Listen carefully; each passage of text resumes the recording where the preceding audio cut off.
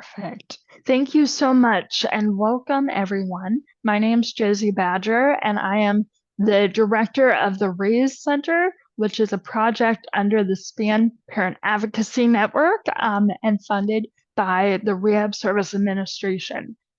We focus on working with parent centers, families, and youth during transition. And as you all know, and hope you know, RAISE focuses on ensuring that all individuals with disabilities are able to achieve their opportunities, their desires as adults. And so some of that includes college. So we were extremely excited to be partnering with Dan Habib. You may have seen some of Dan's movies with his son, and there's some really great ones coming out in the very near future. And so we're excited to be partnering with him. So, Dan, I turn the floor to you. Well, thank you, Josie, and thanks everyone at Raise for putting on this event today. Really excited to be with you today from all over the country. I just put a note in the chat. Feel free to introduce yourself and where you're zooming in from today. And I see lots of great representation from all over the country. So we want to make this worth your while today, and we know we will. We have two great panelists, Will and Kaylee, who are going to be joining us in just a little bit. But I just want to start by giving you a little bit of background on the work that Josie was just referring to around Think College. So some of you may be very familiar with Think College. Some of you may not know hardly anything about it. So what is Think College? Think College is a national technical assistance, training, research, and evaluation center dedicated to developing, expanding, and improving higher education options for students with intellectual disability. So the whole purpose of this federally funded center is to create more opportunities for students with intellectual disability to go to college.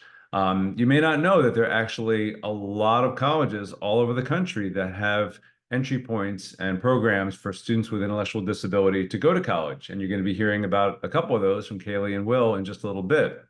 And I'll put in the chat once I have a moment, I'll put in the chat a great college search tool where you can search all the programs around the country that have opportunities for students with intellectual disability to go to college. So what we look at some of the data, and we look at students who are or are not going to college, students with intellectual disability. There are more than 420,000 school-aged children or students with intellectual disability in the United States, but fewer than 2% of them are likely to attend college after high school, only 2%. That is far lower than the rate of students without intellectual disability who go to college. So for that 98% who are on average not going to college, those students with intellectual disability, the current reality for those outcomes for those students are not great. They're not where we want them to be. Only 15% of them will end up on average having some paid employment in the community. 42% of those students or young adults will attend a day program or a sheltered workshop. 44% report that they often or sometimes feel lonely, and about 30% will live below the poverty line. So those are stats for young adults and adults who did not have the opportunity to go to college, young adults with intellectual disability. But on the other hand, if you look at that fortunate 2% of students with intellectual disability who are going to college, the outcomes are much more promising. About 60% of them will find competitive integrated employment in the community 1 year after exiting their program. 87% of those students were enrolled in a credential program, so they'll get a significant credential when they leave that program. And 100% of programs around the country provide some sort of peer mentor support from students to students. So as you'll hear, I think from our panelists, it also results in a lot of friendships, social capital, connections in the community that they wouldn't otherwise have. So when we started thinking about a way to create a national campaign to enlighten people about the important option that college can be for so many students, we thought about this notion of what if every young adult with intellectual disability in the United States saw college as an option. And so a big part of my work at Think College, I have, as Josie said, I do a lot of other work based at the Westchester Institute for Human Development, documentary film work. But a big part of my work was creating this campaign on inclusive education, inclusive post-secondary education. And we call it Think Higher, Think College. That's the title of the campaign, Think Higher, Think College. And of course, since I'm a filmmaker, we made a video to illustrate the campaign. So we're going to show you a 4-minute video now, and we're showing it today for maximum accessibility for our audience. We're showing it with English audio, but Spanish subtitles. And as you're watching it, we'd love to hear your thoughts in the chat. If something caught your attention or really impacted you, please feel free to share that in the chat. So I'm going to go ahead now and share this 4-minute video, and then we'll continue to have a conversation shortly afterwards with our panel.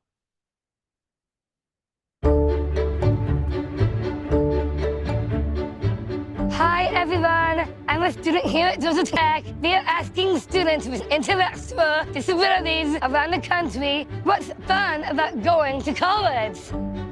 Is a chance to not be around your parents. The best thing about being in college is the food. Being in a dorm, getting to meet new people. You have a bed, you have a sink, you have a desk, you have a TV, and you have a refrigerator. You can also hang up posters anywhere. Great mocha latte, the best mocha latte I ever have. There are more than 420,000 school-age students with intellectual disability, but only 2% of them are likely to attend college after high school. I wanted to come to KU because of the classes, and I wanted to take choir. And also I took American Sign Language. The classes I'm taking right now are Business Law 1, Intermediate Algebra, and English Composition 2.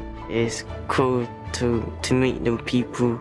It's fun to chat with the guys and the managers and the coaches.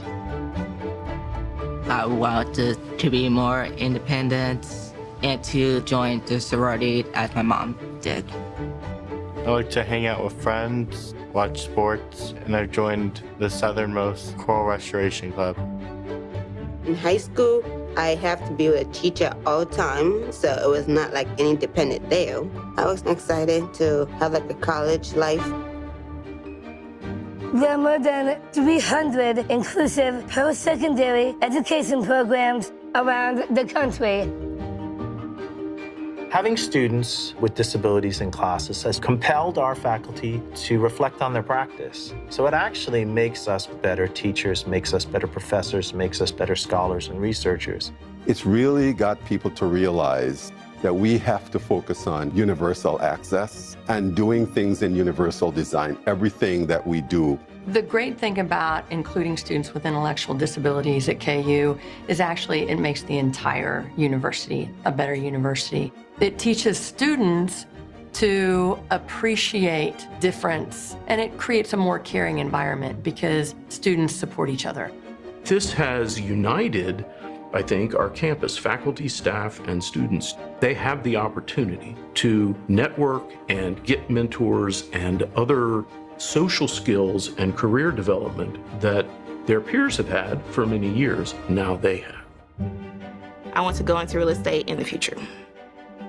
My goal is to be a teacher at a preschool. I would know about running a bed and breakfast. Political science is one of 3 career goals I have in mind. My credo is maybe work in the Kansas State Capitol. I would like to have my own food truck because I want to have pizza, have some burgers, maybe have some tacos, nachos.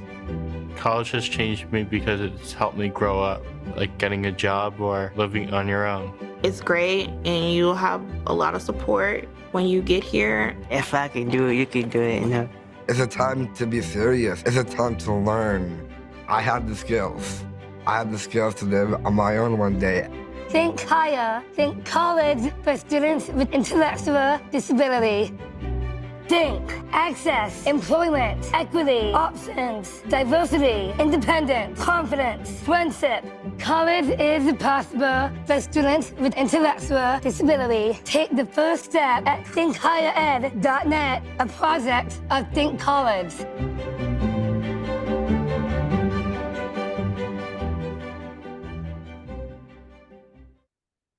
Well, hopefully you enjoyed that video.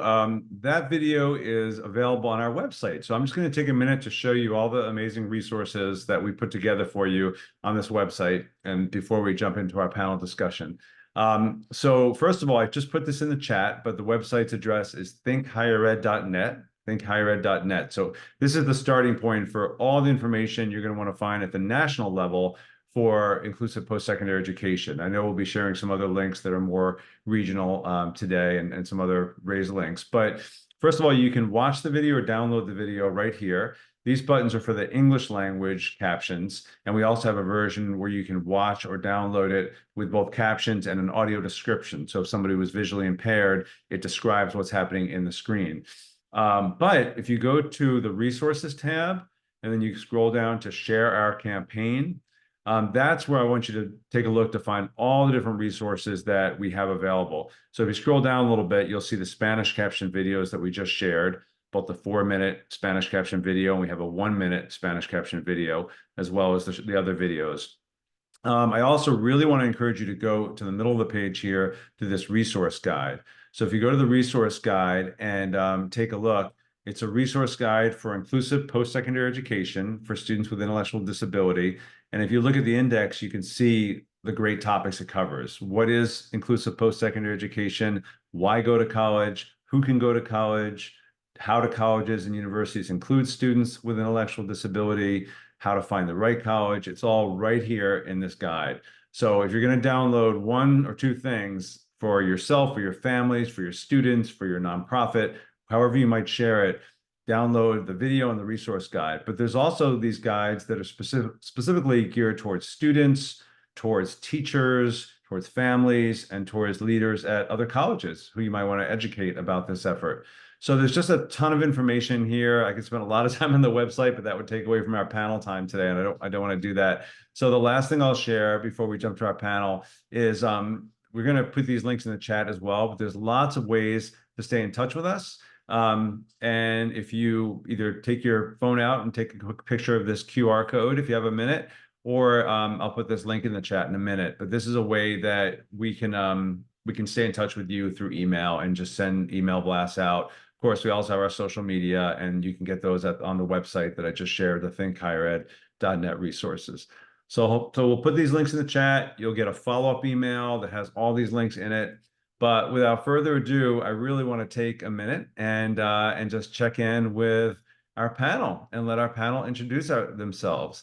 So let me start by letting Will introduce himself. So Will, if you want to just give your name, you can unmute when you get a chance, both you and Kaylee. And what we can do is have Will introduce yourself, your name, where you live, your age if you want, and what college program you're associated with. So go ahead and unmute, and we'll get you going. Well, thank you so much, Dan, for this opportunity. Hi, everyone. My name is Will Johnson. I live in New Orleans. I associate with the Human Development Center here in New Orleans. And the program that I did was the Premiership Paycheck Program here in New Orleans. And I'm also 26. Excellent. Thanks, Will. We're going to put a link. I think Lauren's going to put a link in the chat to your program so people can learn more about it as well. But Kaylee, why don't you go ahead and introduce yourself? Hello, I'm Kaylee Lawson. I'm in the SEED program at Ultra IC, which is in Pennsylvania, and I'm 23 years old. Great. All right. And why don't you just tell us a little bit about each of you? Let's start with Will. How did you first hear about the idea of going to college? And how old were you? Who talked with you about the idea? So the program that I heard about was Paycheck Program. I heard of it before graduating from high school. They had like this meeting that I had to go to before I graduated. So I was like, I wanted to 18, 19. So they was telling me about this program, telling me like what are the experiences that I was going to be doing, like the college life, and what it was, some of the things I was going to be like, catching the bus on your own, the classes. I was just excited. So my whole little world just turned around. So I was like, oh, okay, I get to experience this. But being with that program, it has really inspired me to go deeper into what I want to do with my next journey. Awesome. And we're going to talk a lot about that for sure. But Will, let me just follow up with you for a second. Who was it exactly that talked to you? Was it somebody in your school? Was it a family member? Was it someone at the college? Like, who was it that talked to you about that? So the person who came to the high school was the program director, Sue Killam. She is the program director over Paycheck Program, and she told me all about this program. and she said it really will help me and really change my life. That's really cool. So it was actually the college reaching out to students in the community and telling them about the program. That's fantastic. Yes, And sir. until that point, had anybody talked to you about the idea of going to college? Was that on your radar at all? Well, now it is. To see where I'm at now and to see everything that's going on in life, after experiencing it, I always said I wanted to do more. So my goal is to continue my education. So it was just a life-changing thing. So now I'm still trucking along with everything going on. All right. And yeah, we're going to talk about some of your plans now, which are really exciting. So Kaylee, let me jump to you now and you go ahead and unmute. When did you first hear about the idea of going to college and who talked to you about it? I first heard about the idea of going to college was from this program I was in high school. It was a transition program, and they would talk to me about, hey, do you want to go to college or do you not? And they would bring us up to LTRC and they would get us familiar with the campus. And I was like, okay, this seems like a good college to go to. It's local. So I was like, all right, I guess now trying to get the ball rolling. So I thought it was a good idea.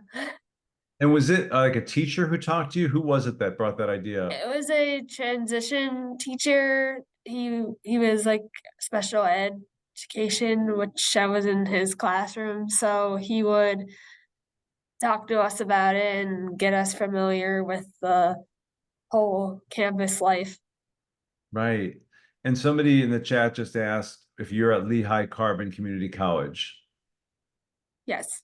Yeah. Okay, great. I thought so. I want to just And now how old were you when that transition teacher talked to you about college?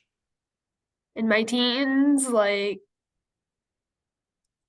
13 or maybe 16 or something by that time.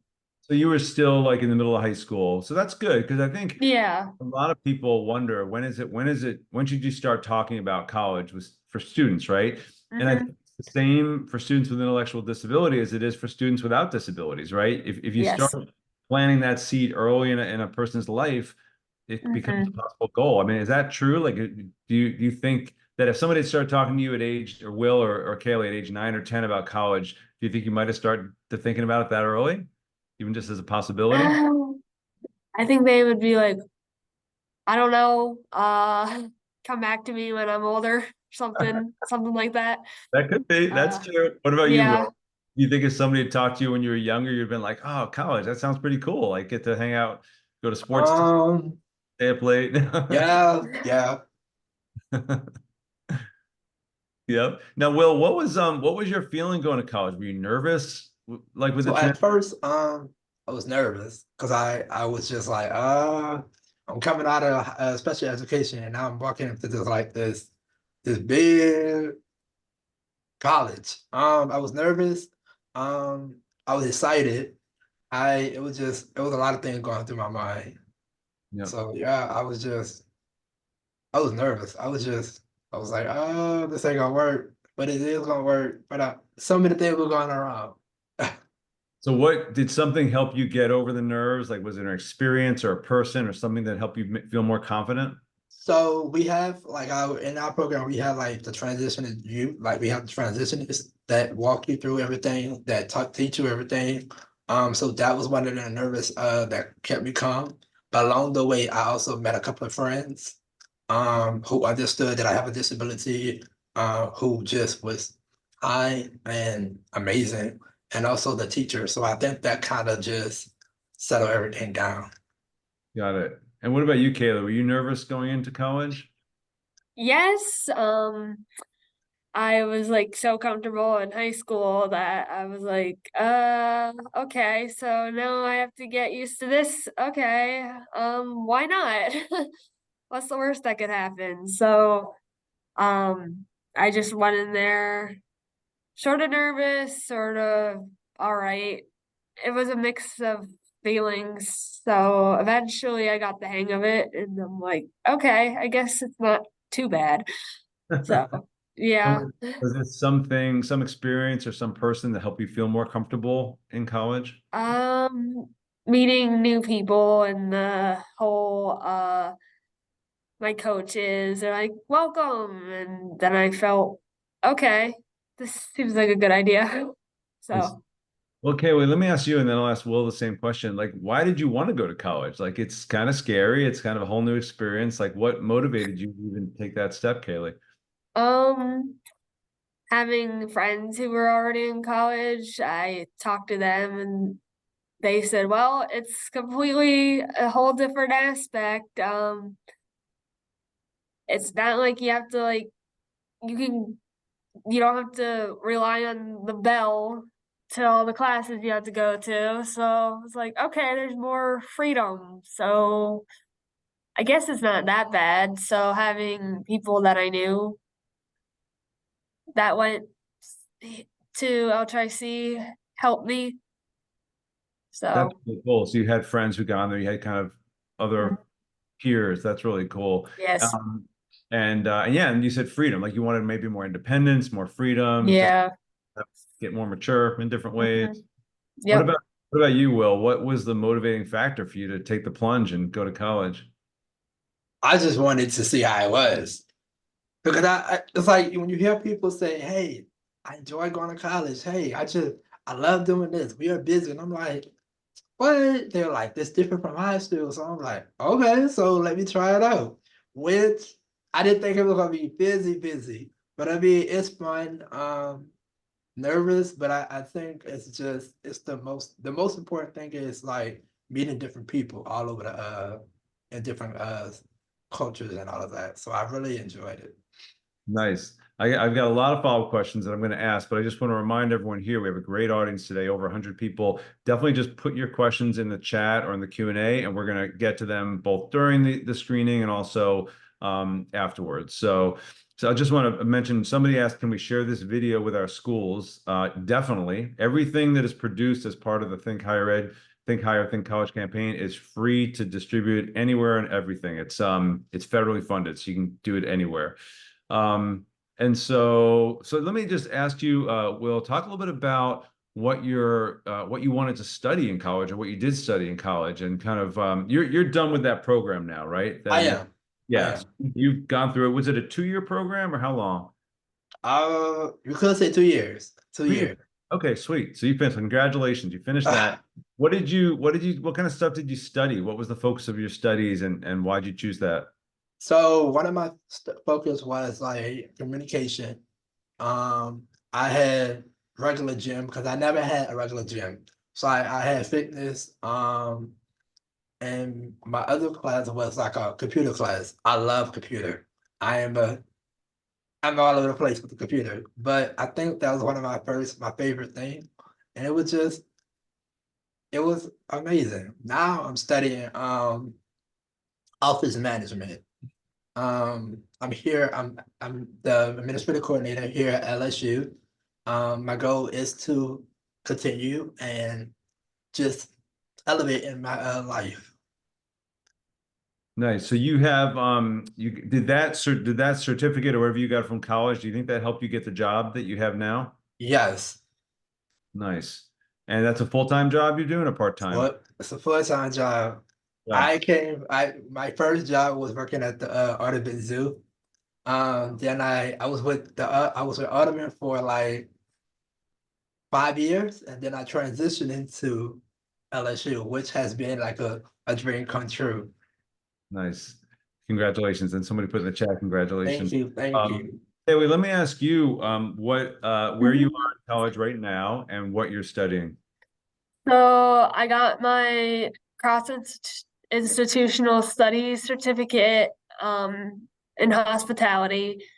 And right now after I got that, I'm in general studies, wanting to pursue hospitality, but they took it away, unfortunately. So right now I'm general studies, but my goal is to study more hospitality programs to become an event planner eventually.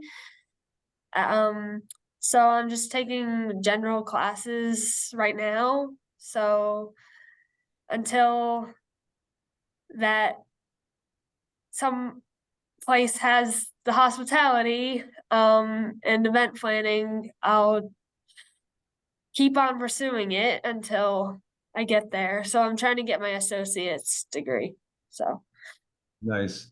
Yeah, and getting an associate's degree is a great. My son Samuel, who also has a disability, is 24. He goes to community college. He's getting his general studies towards his associate's degree, and it's a great degree that can take you in a lot of different directions. You know, it shows that you have a big accomplishment. So do you have like a dream job, Kaylee, that you would hope to do? Event planning, like I don't know what kind of events yet. I'm still looking, but I'm focusing it on event planning. So yeah. So before I jump to Will, somebody was asking about what certificate you obtained. Did you remember the name of your certificate that you got in your program? Yes. So I have it in customer office, not office management, business management. So I have it in that. And then I have another one in, is that another one? I'm working on one. I'm working on one that's for office management. Nice. Okay, sweet. And you're thinking about going back to school, right, Will? I am. I will be starting back in the summer. Oh, it's already, I didn't know it was already a plan. Yeah, I didn't know either. I'm like, time gone by fast. So what's the plan? Where are you going to go and what are you going to study? So there is this Nuno's. I think I'm saying it wrong. I think there's a college in is it Lafayette Nuno's, or I might do Delgado. So I want to take another certification class and for office management. So I'm working on that. So yeah, and then I'm also getting my license. So a lot of things is just keeping me busy. Nice. I want to just, based on some of the things that people are asking about, I want to mention there is an effort right now underway to create like a national certification for graduates of inclusive post-secondary ed programs that could be recognized by employers. So there's a lot of good things happening right now in terms of like making sure that when people do leave these programs, you guys are doing great, but sometimes people leave the program, they don't have a good piece of paper or something to show. So that's important, because I should be clear that most of these programs are certificate-based programs, but not necessarily degree programs. It sounds like, Kayla, you're working towards your associate. Yes. Great. Will, you got a really meaningful credential. But in many cases, just so people know, you're not working towards like a bachelor's degree. It's a certificate-based program. Somebody asked also about funding and like Medicaid funding. Two things. I'm going to put in the chat an email at the national level for technical assistance. So any question you have that is not answered today, you can email this person or this part of our organization at Think College, and they can answer a lot of questions. A very common question is, how does college get funded? And that guide that I showed you earlier on the thinkhighered.net website, and I'll put a link directly to that in the chat, has a whole link to a document about funding college. But I will say that in a lot of states, I have heard the same thing as this person put in the questions, that Medicaid funding, like home and community-based supports, if you have that can be potentially a funding source for students going to college. Vocational rehabilitation is also a source of funding for people going to college with intellectual disability if they're qualified for VR. Pell Grants, which is a very common grant given out, those are eligible. So there's a lot of funding streams for people with intellectual disability and to go to college. And I don't know if Will or Kayla, you may or may not have more ideas around how to fund college beyond what I just said. Any additional ideas? Well, for us, we work with OVR. So that's basically we get like the standard bill, and then OVR sets up a meeting and they help fund it. But each case is different, so yeah. So And in Samuel's case, VR also Office of Voc Rehab, as you're saying, helps him pay for college, and they pay for his textbooks also. Do you know if you get any support for your books and stuff from them? I don't know. That's okay. So yeah, No, I no. have not looked into that, but No, but it's great. It's great that yeah. they're supporting. Will, do you have any additional thoughts on this particular topic on paying for college? Anything that comes to So there is this program that I'm with LRS. They is Louisiana Rehabilitation. I think I'm saying it wrong, but I think everybody get it. So they actually pay for books, my classes. So they actually pay for everything. So I think that's one of the greatest outcome and everything. Yeah, nice. Well, a great question just came in for both of you guys, which would be, how can schools, families help high school students prepare for college? Like, what would have, maybe, first of all, what would have helped you through high school prepare for college even more than you were? Is there any ideas, Kaylee, that you have? Our teachers would tell us, I can give an example. Hey, there's no study guides in college. You're pretty much on your own. So pretty much you have to make your own study guides, but different professors will give you notes. So you have to have like the right fit. And then another thing is you have a schedule, but it's not like you're going from class to class with the bells, because I know there's like bell, oh, you're going to this class and then the next class, but you have to like look at the clock, the time, and what classroom you're going to and the professor. So you're pretty much on your own after high school or middle school. So that's what I'm gonna say. So No, that's really good. So you be prepared to be more independent and not have as much. Yeah, because, and the other thing is that there's often fewer modifications in college. Like you don't have access to accommodations, right? Like we Sam, do, but we don't have an IEP. right. That's But do either of you have a reasonable accommodation plan? Do you know? Yes, you have to go to your learning specialist and they set up a meeting with you and they'll talk to you about, oh, do you want prefer seating? Don't help with notes, help with the use of a calculator, stuff like that. So it varies on each student. So Yeah, no, that's a great point. Will, does that ring a bell for you? Did you have any reasonable accommodation plan that you know of? So accommodation, like I have someone read the test out loud to me. I need more time on a test. Yeah, a calculator and different kind of things like Kayla was saying. So those are the combinations that I might need in college. And I love it I love when I tell them they really give it to me. So it's not like you're making this up. So I think that's one of the best part about it. Yeah, you both gave excellent examples of what can be in a reasonable accommodation plan. I know from my own experience, like my son Samuel has a note taker because physically it's hard for him to keep up and write. Like you said, he takes more time on tests, preferential seating. He uses a communication device so that he asks the professor to send class discussion points ahead of time so that he can think about what he wants to say and advice. And just so you know, so everyone knows who's listening today, reasonable accommodation plans are under the Americans with Disabilities Act, the ADA. So it is a legally binding document. So as many people know, when you're in the school system, you fall under IDEA, and that's like when you get an IEP, it's under the law, Individuals with Disability Education Act. Once you're beyond 21 or whenever you leave the school system, you're falling under the Americans with Disabilities Act. And you can work with as somebody put in the chat, you can work with your disability support center or your student services center, whatever they call it in your college, to get the supports you need to be successful. I think they changed it was 21, but they changed the cutoff. So now it's like 23 or something. I don't really know. But no, each state is different. Like Michigan's 20. Okay. Some states are 22. It varies state by state. Okay. And somebody asked I think the question is, can males with disabilities qualify for Pell Grants if they don't register for the draft? If I'm reading that correctly, for sure. Like my son Samuel did not register for the draft. I can promise you that. And he has a Pell Grant. It's not tied to the draft at all. Oh, to register. I'm sorry, register in the draft. I don't. That's a good question. Oh, I'm me thinking- too.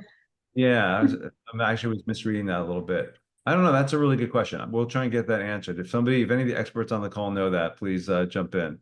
So somebody said they do have to register for the draft. Okay. Wow. Good question. I was thinking my son didn't like enlist in the military or anything, but that's a different question. So let me ask you guys, Kayla, we're gonna keep getting to the questions. These are great that the questions are popping in here. But what was hard about college? Like you've talked about some great things, but there must have been some bumps in the road, right? So like, Will, why don't I start with you? What were some of the obstacles you had to get through in college? Getting used to sitting in a class alone. Like I said earlier, you transition from high school and you're basically on your own. So it just that was a hard part. Also just like the catching up, like you gotta do this, while the teacher is explaining everything, you gotta make sure you have hurry up and have your information together. So I think that's one of the hardest things. So yeah, for me, that was. Mm-hmm. Sure. What about for you, Kaylee? So some trying to fit in with the general non-disability population, and like making friends with people that like really understand you is sometimes hard. Because they'll be like, oh, so how come you can't do math, And you're like, I'm sorry, don't, they don't understand. So sometimes it's hard for me to explain to people, like, it's not you, it's just, this is how I learn. So, because everyone doesn't know. The other thing is working with the professors, and balancing extracurricular activities, keeping up with assignments, and working on campus is one of them. So it's a whole balancing thing. And by far for me right now is math. So yeah, but I'm getting there. So Good for you. Math is tough. But I wanted to follow up on two things you just mentioned. You mentioned extracurricular activities and work. Can you talk a little bit about what you've done in terms of work and extracurricular while at college? So in the past, I worked at Goodwill, and in the beginning, I had 3 classes, so I had to work weekends then. So now I'm like, okay, I don't think weekends are gonna work because I have those 3 classes at the time.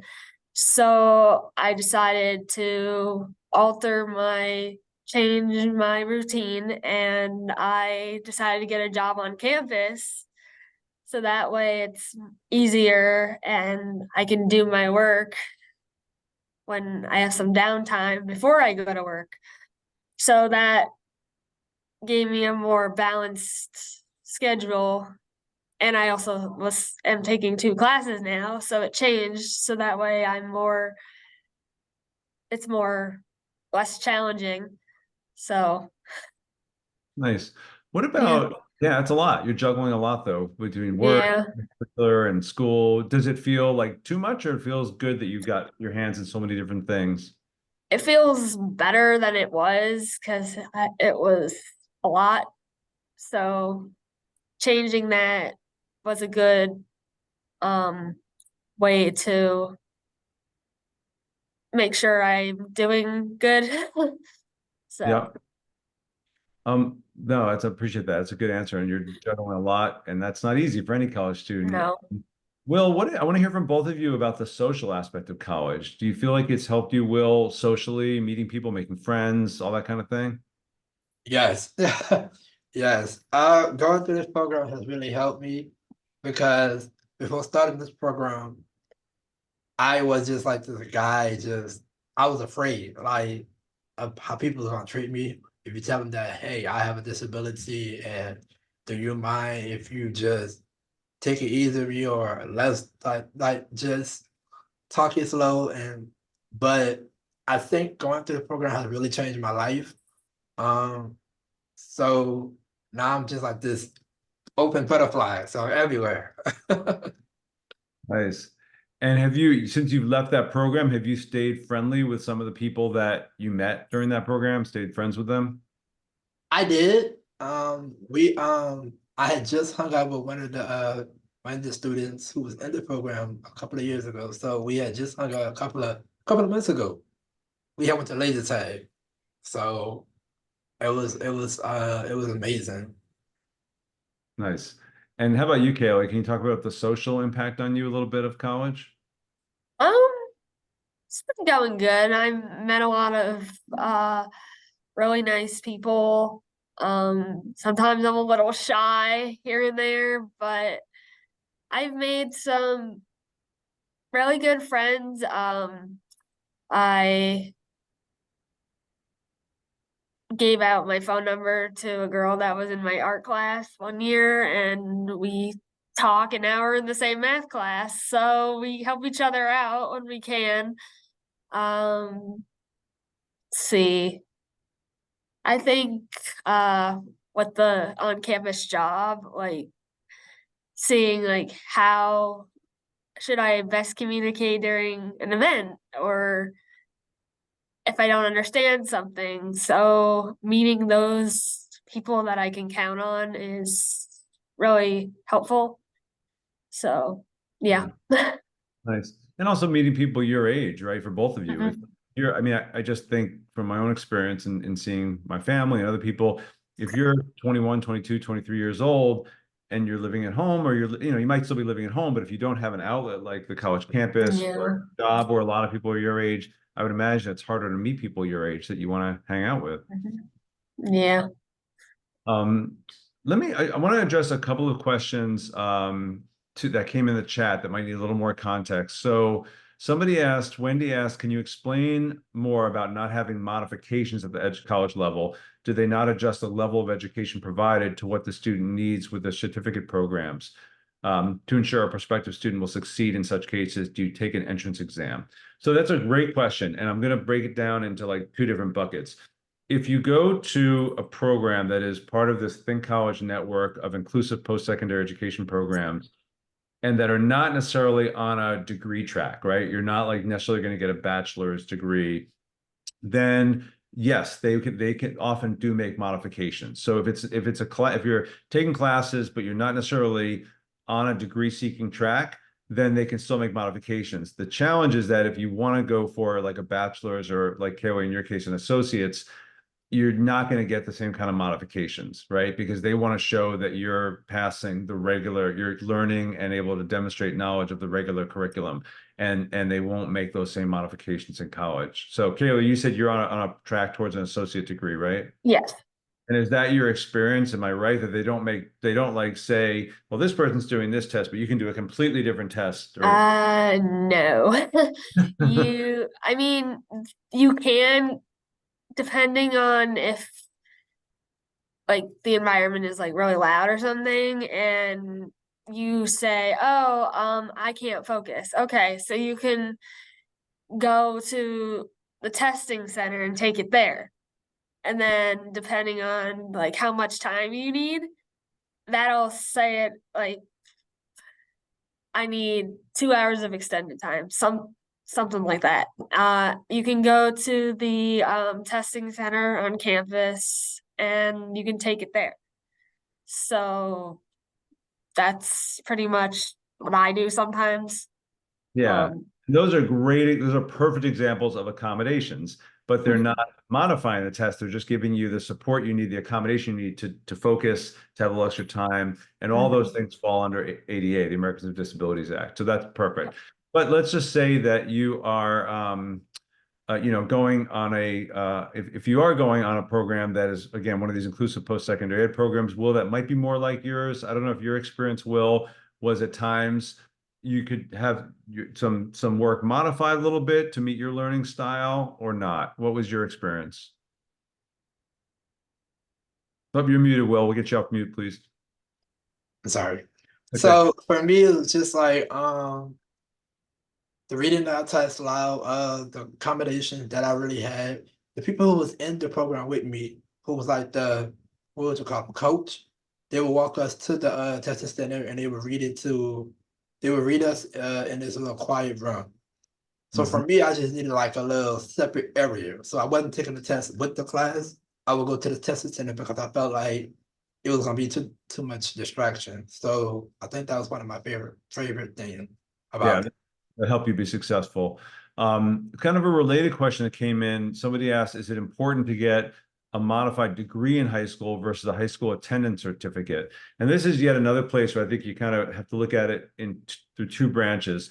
If somebody wants to go to college for a degree, for like an associate's or a bachelor's degree, as far as I know, they need some type of high school diploma. It could be a regular high school diploma, it could be a GED, but it could be a state diploma, and they should have access to like community college or a regular university. But these inclusive post-secondary education programs that we're talking about that are not degree seeking, but that are at more than 300 colleges, you do not need a high school diploma in order to get into one of these programs. You don't. It's not a requirement. So that's just good to know that people, there's still college access for those that don't necessarily get high school diplomas. So Kelly and Will, we're starting to wind down on time a little bit. We've got about 5 more minutes before we have to start wrapping up. Let me ask a couple more questions. What would you say to future high school students, like in your hometown, who might also have a disability, about the idea of going to college? Kelly, what would you say to them from your perspective? I would say when you go to college, always keep in contact with your professor and your seed coach, because sometimes if you don't, they'll be like, okay, where's so-and-so in class? How are they? Do they need help? Do they need help or not? I don't know. So sometimes having that communication is really key, because then if you fall behind on assignments, how are they going to help you? So, yeah. Yeah. And would you encourage those students to explore college? Like, is this something are you glad you did it? Was something you would encourage them to check out? Yes, I would love for them to check it out. Nice. And Will, what about you? What would you say to students in your hometown, let's say, who are 15, 16 years old, 14, thinking maybe college is an option for me, maybe not? What would you say to them? Go to college. It's the best. So it's the best. You're gonna experience a lot. It's gonna change your life. It's actually gonna open you up to step more out of your comfort zone. You're gonna meet a lot of different people, and also don't be afraid to ask questions. And I think when we step out, we be afraid of asking a question because we feel like nobody's going to help us, or they're going to tell us the wrong answer. No answer is the wrong answer. So don't be afraid to ask questions, because I asked a lot of questions because it benefits me and nobody else is there with me. So I have to ask these questions. Nice. Excellent advice. Will, I know that we talked a lot about your own career goals. You have some business goals, you got some advocacy goals. Do you want to talk a little bit about your future hopes and dreams? So one of my goals is I am working on a project. I can't say now, but I'm working on a project. My goal, I also want to run my own, what is it called, disability social group for people with disability, just to let them know that you have someone in the community. We can have group chats and all of that, like just to get more people out of their comfort zone. So that's one of my goals, and that's like my business. Nice. I love it. I love it. And Kayla, are there other goals you have that we haven't talked about today, just for your future, one way or another, personal future, professional future, anything? Well, get my associate's degree, pass math, retake my permit, basically, because that expired. So I have to study that more and maybe eventually get my get a job in event planning eventually. So Nice. yeah. Love it. I have a couple more questions as we wind up, and then I also want to just invite anybody, if they feel like they could better communicate by unmuting, to ask a question. You can raise your hand, use the little raise hand function at the bottom of the screen, and then we can unmute you, okay?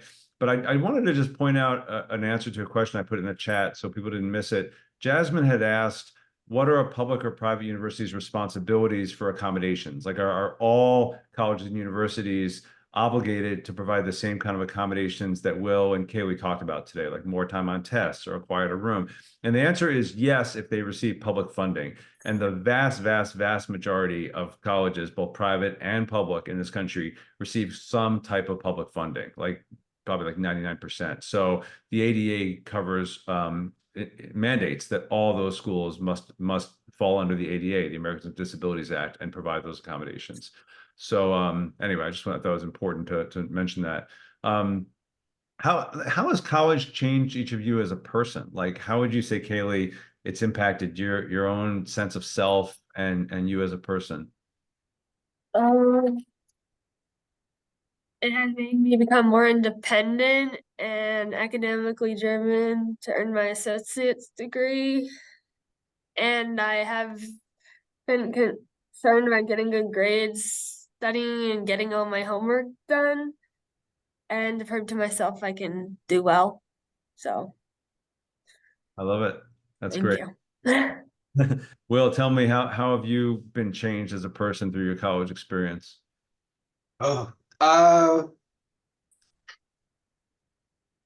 To be the more independent, to be the more independent man I can be each and every day. Not to depend on other people. It also helped me to cook more on my own. So I have been cooking little things on my own. So it's a lot of things that has really inspired me to grow and be more independent with a disability. All right, now I got to know what you cook. What are your favorite? So I had cooked pasta a couple of weeks ago. I don't think I did it too well, but I mean, I'm trying. I just started, but it really, you have fun with it. So I like to, with my cooking, I like to have fun with it. Like, I'll watch a YouTube video. I also play all that music, and I'll just have fun. So you gotta have fun with little things. So I think that's really helped me get more out of my comfort zone. And one day I do want to cook with my family. They just not letting me right now. Oh, they will. Once they taste your food, they're gonna be all over. They're gonna be like, cook us dinner, Will. Yes. Well, you guys are getting great comments in the chat. I'm going to just share a couple of resources. I'm not sure if Ray's will also probably have a few last comments. Getting great feedback in the chat to you both, how amazing you are and how Thank you. Thank you. Kudos. Let me again just mention, I'm going to put this in the chat too, that if you want to know what's going on nationally around inclusive post-secondary education, just sign up for our email list. We don't send out a ton of emails at Think College, but we send out really important information and resources all the time. So definitely check that out, or you can use the QR code on the phone with your phone here to take a picture. But I am going to move this on in a second here. I also want to just make sure, again, go to the thinkhighered.net website and just poke around. There's tons of great resources there. Everything's free. And if you're here as an educator or someone who works at a nonprofit, make sure you're sending these links to your families who have students who are thinking about college or who aren't yet thinking about college, but should be, as one option. And they may never go, right? I mean, they may decide not to go, but every student with a disability, just like students without disabilities, should see college as a possibility. Even if they choose not to go, they should be seeing it as a possibility. And it should always be part of the discussion around transition planning, that this is one option. And I know students with very significant disabilities who are nonverbal or have tremendous mobility supports or significant challenges from intellectual disability who are going to college, and they benefit so much from it, from the social environment, the academic environment, the independence, all the things we've talked about today.